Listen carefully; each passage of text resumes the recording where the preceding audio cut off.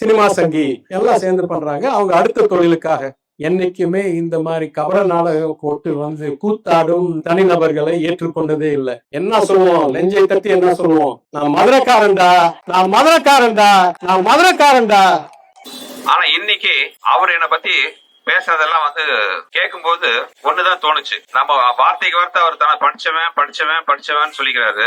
படித்தவர்கள் அவங்க செயல்ல தான் காட்டணும் தாங்க படிச்சவங்கன்னு. வெறும் சர்டிபிகேட்ல தெரியறது இல்ல படிச்சவங்க. இன்னைக்கு எனக்கு அவர் வந்து எனக்கு நிறைய பேர் சொல்லிருக்காரு. அதுல ஒரு பேரு படித்தவர் சொல்ற வார்த்தைகள் இதெல்லாம். அதுல ஒரு பேரு சினிமா சங்கி. நான் சினிமால இருந்து வந்தவன் தான். அது உலகத்துல இருக்கிற எல்லா மக்களுக்கும், மதுரை மக்களுக்கும், தமிழ்நாட்டு மக்கள் எல்லாருக்கும் தெரியும்.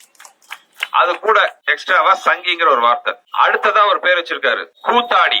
என்ன வந்து கூத்தாடி அப்படின்னு சொல்லியிருக்காரு. அந்த காலத்துல அறிஞர் அண்ணா அவர்கள் நாடகத்துல நடிச்சாரு. அப்ப அவரும் கூத்தாடி தான். அவங்க தலைவர் டாக்டர் கலைஞர் அவர்கள் நாடகத்துல நடிச்சாரு, எழுதியிருக்காரு. அப்ப அவரும் கூத்தாடி தான். ஏன் இப்ப தமிழக முதல்வர் மதிப்புக்குரிய ஸ்டாலின் அவர்கள் அவரும் நடிச்சிருக்காரு. அப்ப அவரும் கூத்தாடி தான். ஏன் இப்ப மதிப்புக்குரிய துணை முதல்வர் உதயநிதி ஸ்டாலின் அவர்கள் நிறைய சினிமால கதாநாயகனா நடிச்சு வந்திருக்காரு. உங்களுக்கு தைரியம் இருந்தா நெஞ்சில தில் இருந்தா மதிப்புக்குரிய உதயநிதி ஸ்டாலினை பார்த்து சொல்லுங்க பாக்கலாம், கூத்தாடிட்டு தைரியம் இருக்கா? ஒண்ணுதான் சொல்றேன். ஏன் அது மட்டும் இல்லையே, புரட்சி தலைவர் எம்ஜிஆர் அவர்களை பார்த்தும் புரட்சி தலைவர் அம்மாவை பார்த்தும் கூத்தாடின்னு தான் நீங்க அந்த காலத்துல சொன்னீங்க. ஆட்டி வச்சாங்கல்ல, உங்க இயக்கத்தை ஆட்டி வச்சாங்கல்ல. இப்ப வரலாறு அதேதான் திரும்பிட்டு இருக்கு. இப்போ வார்த்தைகள் எப்பவுமே கவனம் வேணும். அறிஞர் அண்ணா சொன்னாரு, நம்ம அதிமுக கொடியிலேயே ஒரு அதான் சிம்பிளா வச்சிருக்காரு புரட்சி தலைவர். என்ன நோக்கி நீங்க ஒரு விரல நீட்டினா உங்களை நோக்கி 3 விரல் திரும்பி இருக்கும். இது நான் சொல்லல, அறிஞர் அண்ணா அந்த காலத்துல சொன்னாரு. இன்னும் அவர் சொன்னது வரிசை என்னென்னமோ நிறைய இருக்கு. என் மனைவியை பத்தி சொல்லியிருக்காரு.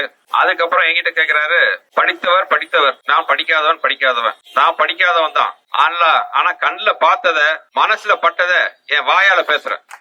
அதுக்கு படிச்சுதான் வரணும்னு அவசியமே கிடையாது. இன்னும் 1/2 மணி நேரம் மூச்சு முட்டை என்ன பத்தி தான் பேசியிருக்காரு. மதுரையின் வரலாறு எனக்கு கத்து கொடுக்கணும்னு சொல்லியிருக்காரு. அதுக்கு முன்னாடி இன்னொன்னு சொல்லியிருக்காரு, வா ஒரு கை பாக்கலாம்னு என்ன கேக்குறாரு. என்ன ஒரு கை பாக்குறதெல்லாம் இருக்கட்டும், முதல்ல அவரோட வலது கையா இருந்தாரு ஜெய் பாலாஜி, அவரு ஜெயில இருக்காரு. இடது கையா இருந்தாரு லட்சுமணன், அவர் எங்கேயோ வெளிநாட்டுல தலை மறைவா இருக்காரு. முதல்ல இந்த 2 கையை பார்க்க சொல்லுங்க, அதுக்கப்புறம் வந்து என்ன பார்க்கட்டும். அப்புறம் என்ன வந்து டைரக்ட் பண்றாங்களாம் எல்லாரும். ஏங்க நானே எத்தனையோ படம் டைரக்ட் பண்ணிருக்கேன். சூப்பர் ஸ்டார் ரஜினி சார்ல இருந்து, பத்மஸ்ரீ கமல் சார்ல இருந்து, தல அஜித்ல இருந்து எத்தனையோ பேரை நான் டைரக்ட் பண்ணிருக்கேன். என்ன டைரக்ட் பண்றதுக்கு மத்தவங்க சொல்லி கொடுக்கணுமா? அண்ணா உங்களுக்கு தான் சொல்லி கொடுக்கறதுக்கு 100 பேர் தேவை, எனக்கெல்லாம் யாரும் தேவையில்லை. அப்புறம் இன்னும் நிறைய சொல்லிட்டே இருக்காரு. மதுரையோட வரலாற எனக்கு கத்து கொடுக்குறாராம். மதுரையோட வரலாற கத்துக்கிறது இருக்கட்டும், அதுக்கு முன்னாடி மதுரை மாநகராட்சி வரலாறு கொஞ்சம் அவர் கத்து கொடுத்தா நல்லா இருக்கும். மதுரை மாநகராட்சியில் நடந்த ஊழல், 200 கோடி ரூபாய் ஊழல் பண்ணது யாரு? மேயரோட கணவர். யாருக்கு நெருங்கினவர்? ஜெயில போட்டு ஜாமீன்ல வெளியில இருக்காரு. அவர் அந்த இடத்துக்கு கொண்டு வந்தது யாரு? இந்த வரலாறு எல்லாம் கொஞ்சம் சொல்லுங்க. நானும் பாக்குறேன் 3/4 மணி நேரம் இது வரைக்கும் நான் யார பத்தியும் பேசுனது இல்ல, எதிர்கட்சி வேட்பாளர்களை பத்தி பேசுனது இல்ல, இவரை பத்தி பேசுனது இல்ல, அவரை பத்தி பேசுனது இல்ல, அவரை பத்தி பேசுனது இல்ல. எல்லாம் சொல்றீங்க. நான் சொன்ன ஒவ்வொன்றுக்கும் வந்து காரணகாரியமா சொல்றீங்க. ஒரே ஒரு விஷயத்த மட்டும் சொல்லவே இல்லையே பதில். மதுரை மாநகராட்சி ஊழலை பத்தி ஒரு வார்த்தை நீங்க மூச்சு முட்டை 3/4 மணி நேரம் பேசுனீங்களே, மதுரை மாநகராட்சி ஊழல் பத்தி ஏன் ஒரு வார்த்தை பேசல? என் மேல குப்பை வாரி போறதுல மட்டும் உறுதியா இருக்கீங்க. மதுரையே குப்பையா இருக்கு, அதை பாக்கல. எல்லாருக்கும் 500 அடிக்கு ஒரு நலத்திட்ட உதவி, எம்எல்ஏட உதவி திட்டம் இருக்குன்னாரு. இங்க ஏதாச்சும் 500 அடியில் இருக்கான்னு தெரியல. அப்படி இருந்தா ரொம்ப சந்தோஷம்.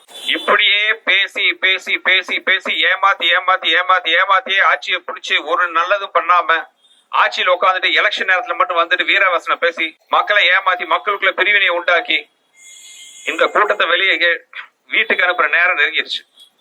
இவ்வளவு பேசினாரு. 5 வருஷத்துல உங்களை பார்க்க எத்தனை தடவை வந்திருக்காரு அவரு? யாராச்சும் பாத்திருக்கீங்களா? யாரும் பாக்கல. அதாவது அவருதான் உங்களை பார்க்க வரல. சரி, கஷ்டத்தை சொல்றதுக்காக நீங்களாச்சும் அவர் பக்கம் போக முடிஞ்சுதா? முடியல. அந்த பங்களா கதவு நாயாவத்து விடுறாங்களா? நான் சொல்லலன்னா நீங்க சொன்னதை நான் கேட்டு சொல்றேன்.